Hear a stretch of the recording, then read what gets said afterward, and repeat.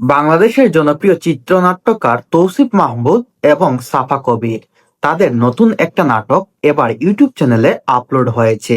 সেটা হচ্ছে ফাও গার্ল, যেখানে দেখবেন সাফা কবির একজন মডেল হিসাবে সেখানে থাকছেন।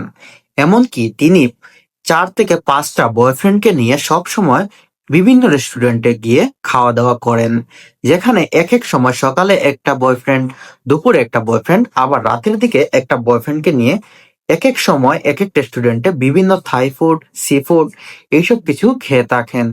অবশেষে যখন তৌসিফ মাহবুবকে তার খুব বেশি পছন্দ হয়, পছন্দ হওয়ার কারণটা ছিল তৌসিফ মাহবুব খুবই ভালো একটা ছেলে। সে সে সাফা কবিরের শরীরের প্রতি কোনো আকর্ষণ ছিল না।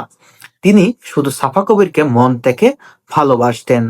অবশেষে যখন তৌসিফ মাহবুব এই সব কিছু জানতে পারে, সাফা কবির এক এক সময় এক একটা মানুষকে নিয়ে ডেটে যায়, তখন সে সাফা কবিরের সাথে ব্রেকআপ করে ফেলে।